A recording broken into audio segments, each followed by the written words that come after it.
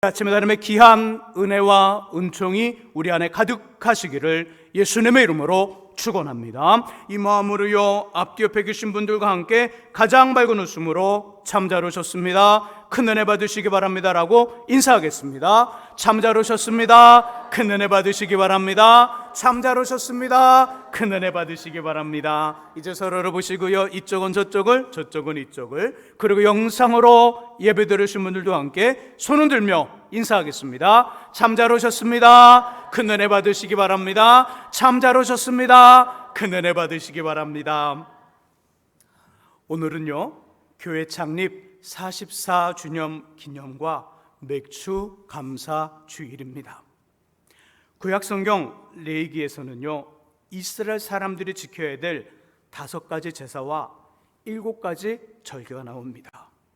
이 중 반드시 어디에 있든 어느 곳에 있든 모든 남자들, 히브리 남자들은요, 예루살렘 성전을 찾아 나와 제사를 드려야 하는 3가지 절기가 있습니다.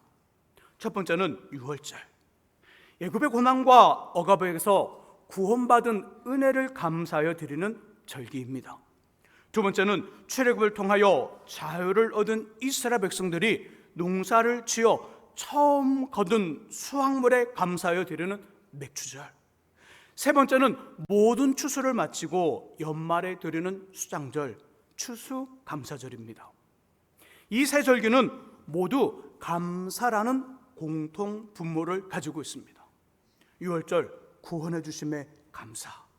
맥주절, 첫 수확에 감사. 수장절, 1년을 정리하며 새로운 1년을 주심에 감사. 특별히 맥주절은요, 유월절 다음 날부터 계산하여서 50일이 되는 날로 지킨다 하여 오순절 또는 칠칠절이라고 합니다. 이 절기 단순히 농사와 관련된 감사 말고도 더 많은 의미를 갖고 있습니다. 구약성서에서 이 날은 모세가 애굽에서 나온 50일째 되는 날, 시내산에서 하나님께 십계명을 받은 날이에요. 엄청나지요. 가나안 땅에 들어가 첫 번째 수확한 것에 감사하여서 맥주제를 지키는데, 이날은 농사와 관련된 감사하고 동시에 모세가 시내산에서 십계명을 받았는데, 그날이 바로 애굽에서 나온 다음 50일째, 유월절이 있은 다음 50일째 되는 오늘이라는 거예요. 그러므로 맥주절은 주님이 십계명을 통하여 자신의 사람들이 선택받은 하나님의 백성으로 어떻게 살아야 되는지를 알려주신 축복의 날입니다. 구약의 의미예요. 신약은요, 신약은 어떤 의미를 가지고 있을까요? 신약 오순절 사건, 성령 강림의 사건이 있던 날, 마가의 다락방에서 120명의 성도가 모여 합심으로 기도하다가 성령의 불세례를 받고요, 초대교회가 본격적으로 시작됩니다. 그러므로 맥주 감사절은 교회의 탄생일입니다. 그래서 이 날이 중요한 거예요. 맥주절이 가지고 있는 깊은 의미를 가슴에 새기고요, 감사함으로 머무시기를 주님의 이름으로 부탁드립니다. 또한 오늘은요, 우리 교회의 생일입니다. 우리 교회의 생일. 주님, 마태복음 16장에서 주는 그리스도시요 살아계신 하나님의 아들이십니다라는 베드로의 고백을 들어요. 그리고 그를 칭찬합니다. 야, 너 굉장한 고백을 했다. 너 엄청난 고백을 했다. 이걸 알게 한 이는 너가 아니라 하늘에 계신 아버지야. 내가 이 반석, 내 고백 위에 내 교회를 세울 것이라는 말씀을 해요. 여기서 교회라는 단어가 처음 등장합니다. 마태복음 16장에 교회라는 단어가 예수를 통해 처음 등장하고요, 마가의 다락방의 그 성령의 역사 후 교회가 공식적으로 본격적으로 시작됩니다. 하지만 성경의 연구를 보면 그 역사는요, 창세기, 구약의 창세기부터 나와요.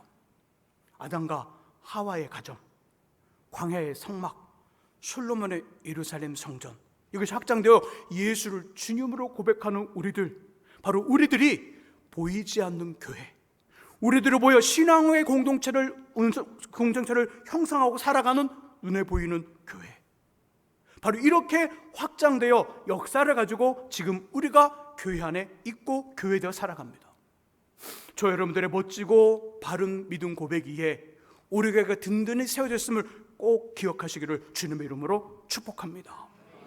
자, 그렇다면 세상에서 교회는 어떤 이치에 있을까요? 주님의 말씀, 교회라는 이야기를 듣고 성령의 강림 사건 후에 본격적으로 초대교회가 시작됩니다. 하지만 이 초대교회의 모습은 저 구약의 창세기, 세상을 만드신 하나님의 이야기 속에 맨 처음부터 교회의 모습은 존재해 있다는 거예요. 그런 교회는 세상에서 어떤 이치에 있을까? 두 번째 본문에 그 답이 있습니다. 에베소서 1장 22절과 23절 함께 찾아보죠. 세상에서 교회 이치를 말해줍니다. 신약 311쪽에 있어요.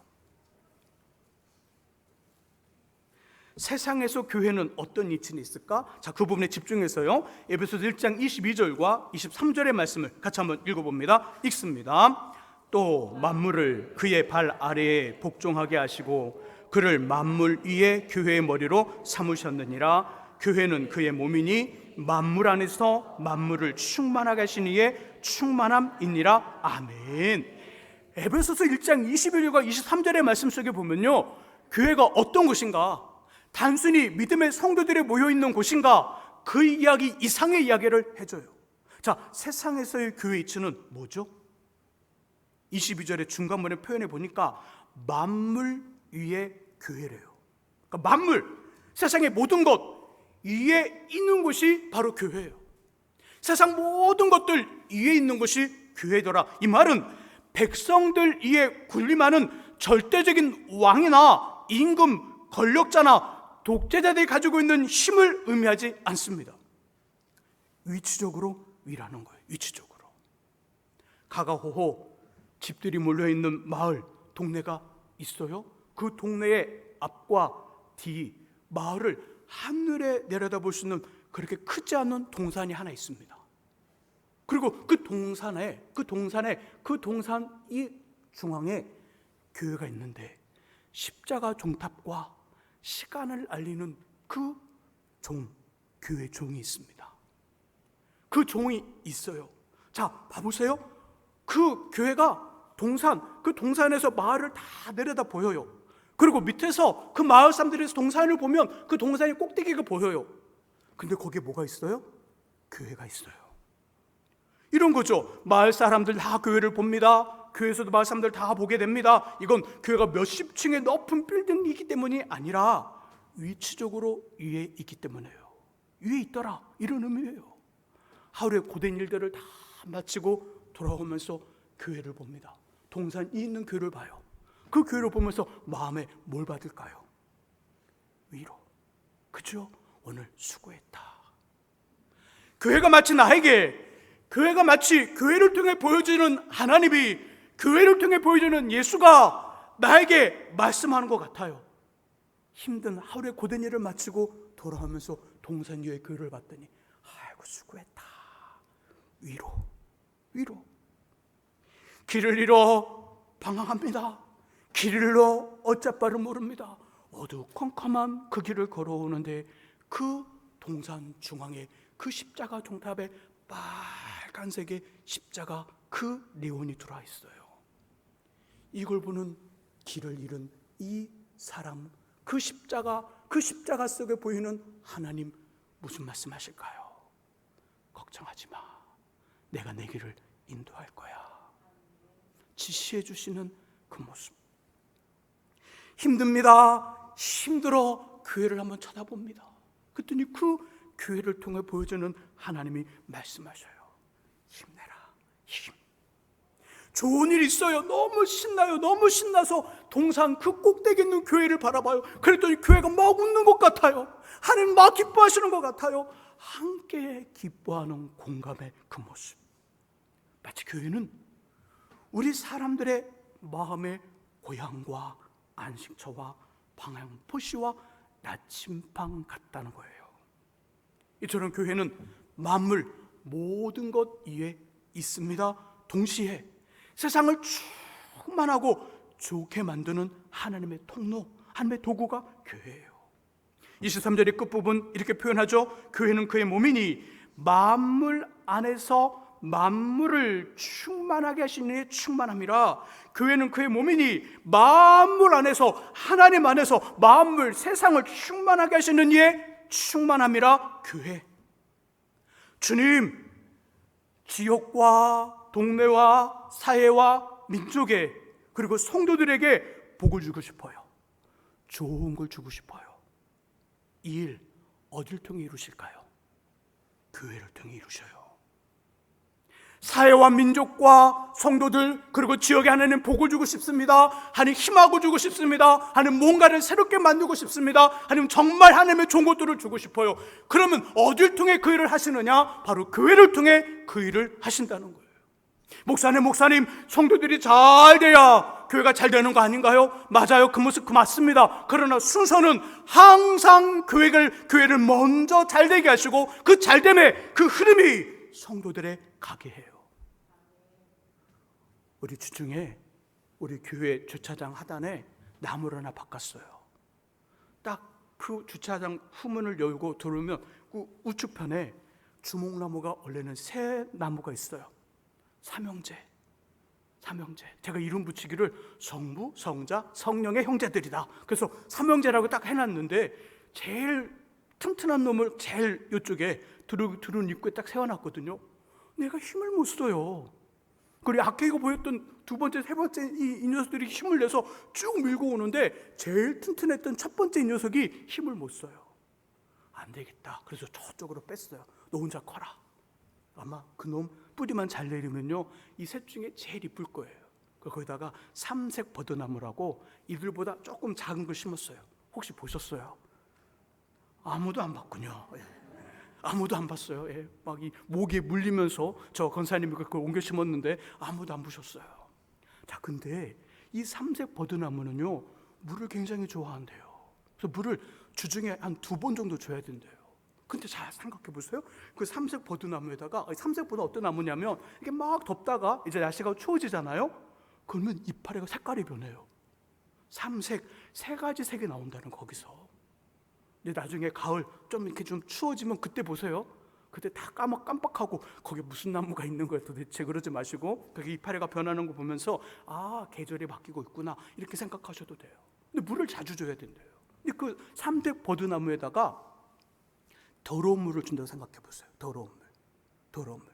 마법 빨고 걸레 빨고 설거지한 물을 가져다 막 준다고 생각해 보세요. 이 버드나무가 살까요, 못 살까요? 못 살아요. 근데 좋은 물을 줘요. 꼭 정수기 물이 아니랄지라도 좋은 물들을 줘요. 그러면 이 삼색 버드나무가 뿌리를 잘 내면서 클까 안 클까요? 잘 크죠. 믿음의 성도들의 삶 속에 좋은 영양분이 제공돼야 삶이 든든해지고 인생이 든든해지는데, 그 좋은 영양분은 어디서 오느냐? 우리가 열심히 사는 것도 중요하지만 그 열심히 사는 것 위에 교회를 통해 내려오는 하나님의 좋은 물들, 좋은 영양분들이, 그것이 있어야만 우리 인생 속에 좋은 꽃과 열매를 맺을 수 있다는 거예요. 이 말이 23절이에요. 만물 안에서 만물을 충만하게 하시는 이의 충만함이라. 하나님은 교회를 통해 자신의 좋은 것들을 주십니다. 그래서 교회가 하나님께 중요하고요, 가치가 있으며 소중한 거예요. 동시에 우리에게도 교회는 매우 소중하고 매우 가치가 있고 매우 중요합니다. 교회를 제일 소중히 여기시기를 주의 이름으로 축복합니다. 자, 그렇다면 이런 어떤 하나님의 통로이고 그 도구인 교회는 어떠해야 될까요? 교회는 어떠해야 될까요? 한 교회를 통해 막 사회를 멋지게, 민족을 멋지게, 성도들을 복되게 만들어요. 그러면 그 중간에 있는 교회는 어떤 모습의, 어떤 삶과 어떤 모습의 그 모습을 가지고 있어야 될까요? 교회는 바르고 옳아야 되는 거예요. 하나님의 일들을 하는 하나님의 통로와 도구인 이 교회는, 그리고 하나님의 통로와 도구인 우리는 바르고 옳아야 합니다. 왜요? 하나님이 사용하시는 도구이니까. 바르고 옳아야 돼요. 구약 성경에 이사야부터 나오는 말라기는 선지서라고 그래요. 양이 많은 걸 대선지서, 양이 적은 걸 소선지서. 39권 중에 17권이 선지서예요. 이 선지서의 내용 대부분은요, 이스라엘에 대한 하나님의 말씀, 북쪽 이스라엘과 남쪽 유다를 향한 그들이 심판을 받을 건데 그 심판을 행하는 하나님의 안타까움, 자신의 백성을 심판하셔야 되는 이 하나님의 안타까운 마음과 정말 그렇게 하고 싶지 않은데 그렇게 해야 되는 그 애절함과 그렇게 할 수밖에 없는 원인과 이유가 선지서에 나와요. 자, 그 이야기, 그 원인과 이야기의 중심에는 뭐가 있냐면 그들의 삐뚤어진 삶, 하나님을 향한 온전하지 못한 모습이 그 이야기가 나와요. 교회가 바르고 옳아야 되는 이야기를 하면서 지금 그 이야기를 하고 있어요. 그 선지서 12권의 선지서를 보게 되면요, 주님의 매우 특별한 섭리와 계획이 있어서 삶의 어려운 문제가 제공되는 경우가 있어요. 마치 욥처럼 하나님 뭔가 이유가 있어서 우리에게 어려움과 문제를 주셔요. 그런 것이 아닌데도 많이 그런 것이 없는데, 그런 이유가 없는데 교회가 무너지고 어려워진다면 그 선지서 내용을 보게 되면 거기에는 분명 목회자의 바르지 못한 욕심과 타락이 있어요. 하나님의 섭리가 있어요. 하나님의 어떤 특별한 마음이 있어요. 그래서 문제를 주셔서 그 문제를 통하여 교회를 더 세우고 성도들을 더 세우고 우리를 더 든든히 만들려는 한 어떤 묘과 같은 어떤 특별한 섭리가 없는데 교회가 어려지더라, 교회가 무너지더라, 거긴 뻔합니다. 목회자의 삐뚤어진 삶이 있는 거예요. 목회자의 욕심, 타락한 모습이 있는 거예요. 교회가 속해 있는 지역과 사회, 민족이 곤란해진다면 제 역할을 제대로 감당하지 못하는 교회가 그 속에 존재하는 거예요. 17권의 대선지서, 소선지서가 그 말을 해요.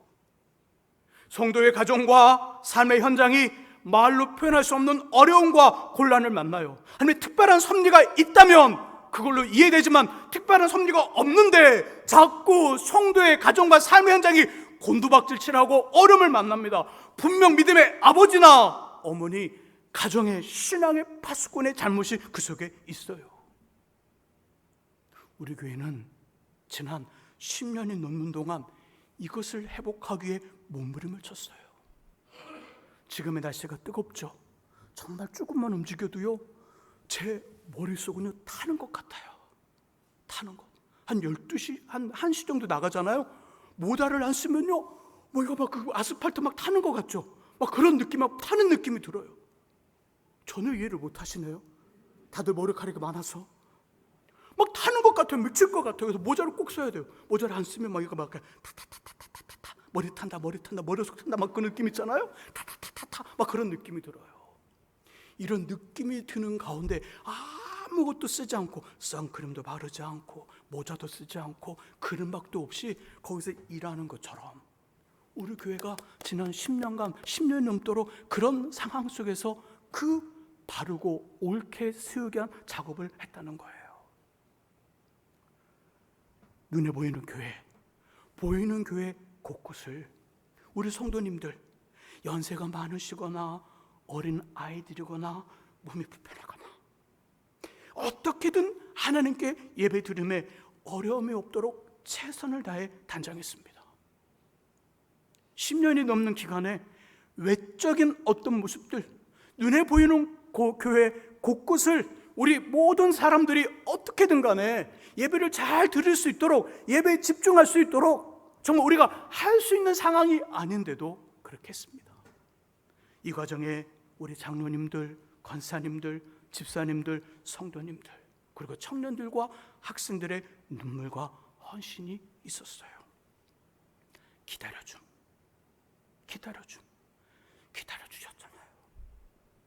기다려주셨잖아요.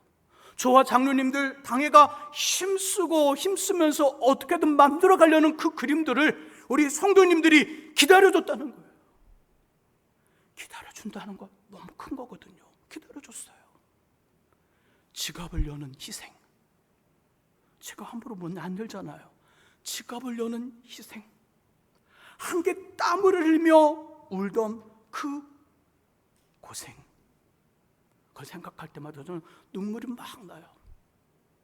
우리 방금 전에 우리 그 찬양하기 전에 그 사진들 나왔잖아요. 너무 감사하더라고요. 너무 감사해요. 지난 10년의 어떤 그 세월들, 그 짧은 사진 몇 장을 보면서 맞아, 우리가 저런 시간들이 있었구나.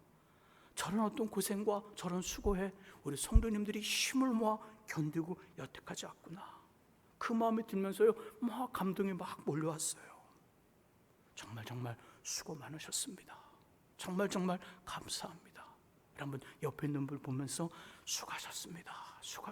박수 치지 말고 그냥 이렇게 손 내면서 수고하셨습니다. 손 한번 잡아주시고 이렇게 수고하셨습니다. 어깨도 한번 두드려 주시고 수고하셨습니다. 맞아요. 우리의 수고와 감사로 우리가 외적인 모습들을 많이 개선했어요. 분명 하나님 이 일들을 지금도 갚아주시고요, 계속해서 더 좋은 걸 채워주실 줄 믿습니다. 또 내적으로도 영적으로도 흔들리지 않도록 66권 성경의 말씀을 중심으로 힘써 전하고 가르쳤습니다. 만일 제가 하나님 앞에 지금 선다 할지라도 다른 것들은 모르겠어요. 다른 것들은 모르겠지만 이 부분에 대해서는 하나님 정말 제가 떳떳합니다. 돈이 많든 돈이 적든 사회적 영향력이 있든 없든 하나님 전 그들의 눈치를 한 번도 보지 않고 말씀에 서서 66권의 성경의 말씀을 그대로 바르고 정확하게 전했습니다.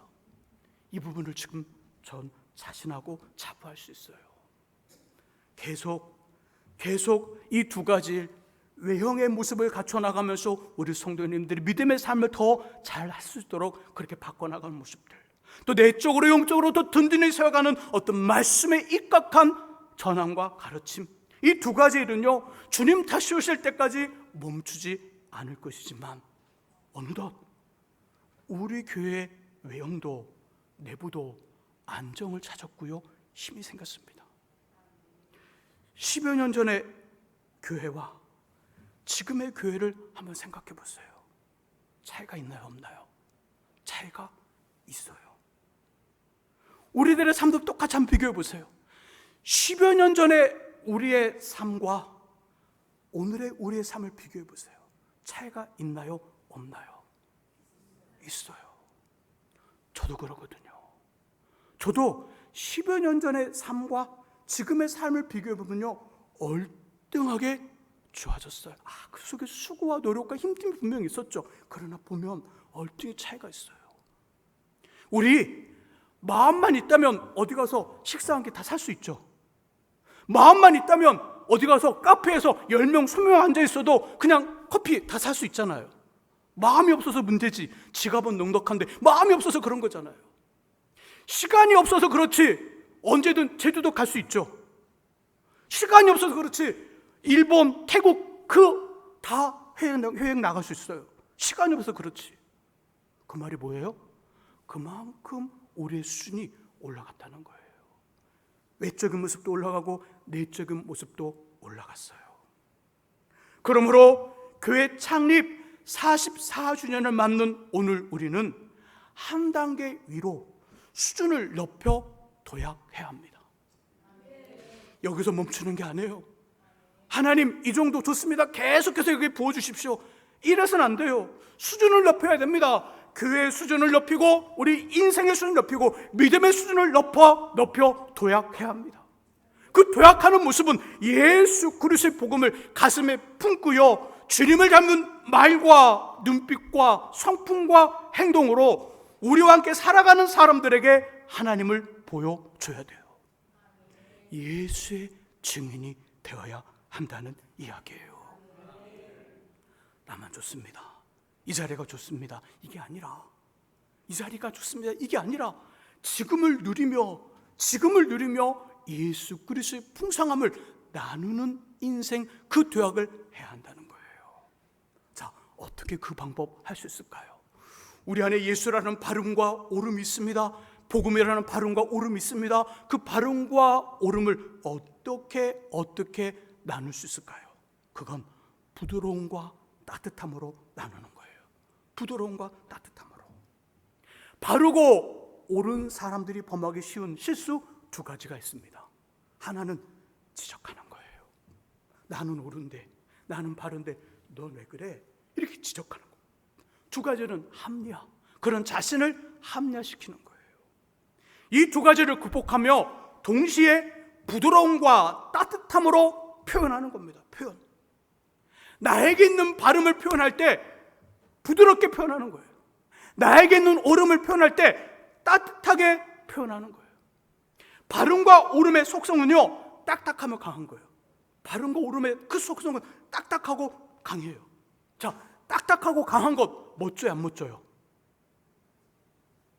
멋져요.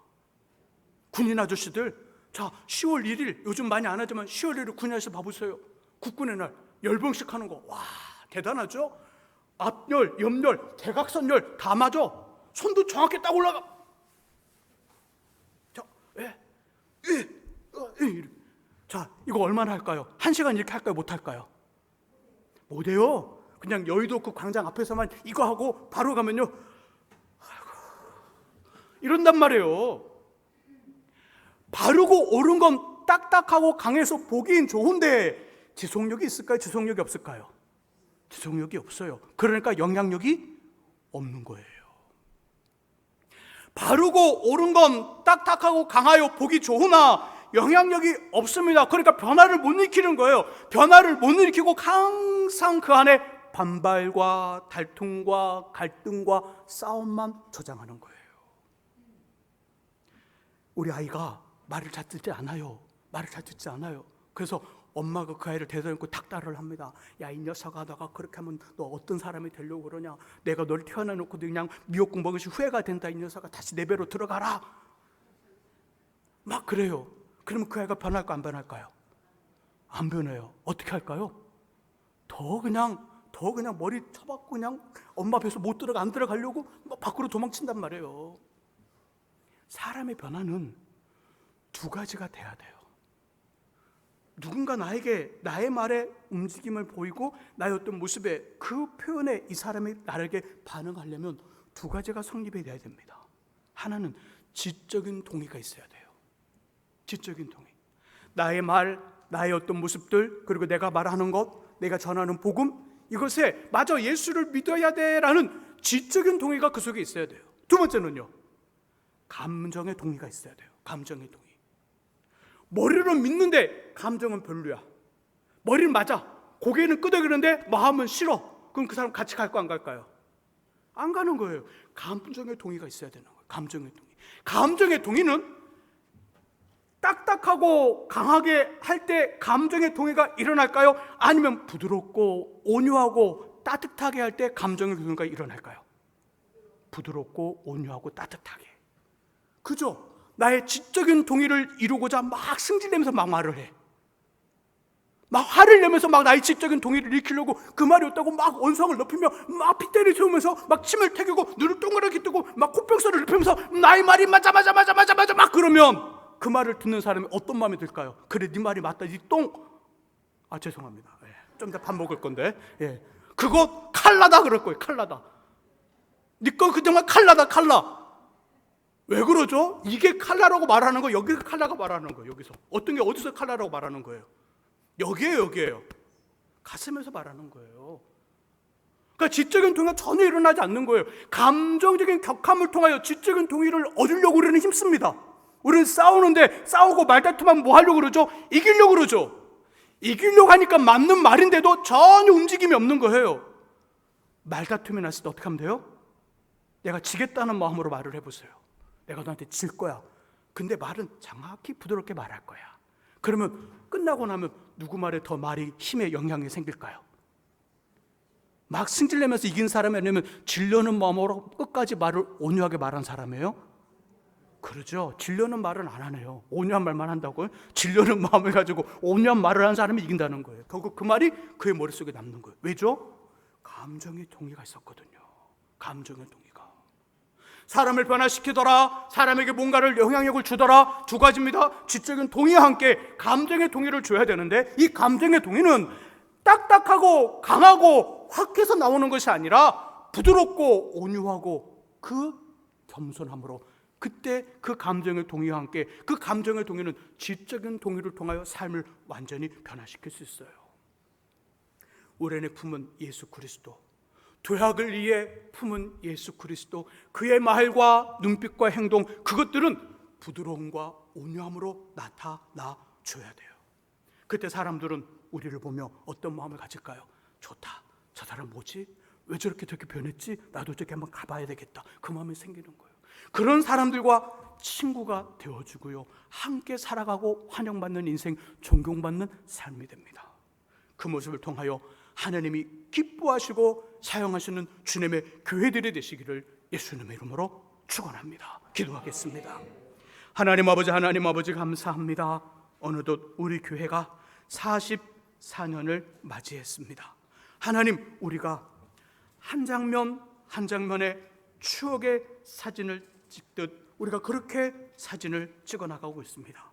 이제는 주여, 우리가 그리스도 예수의 복음을 가슴에 품고 그 따뜻함과 온유함과 부드러움으로 주님을 담을 말과 행동과 몸짓과 또 삶을 통하여 많은 사람들에게 감동을 주는 주님의 교회 되게 하여 주옵소서. 예수 그리스도의 이름으로 기도합니다. 아멘.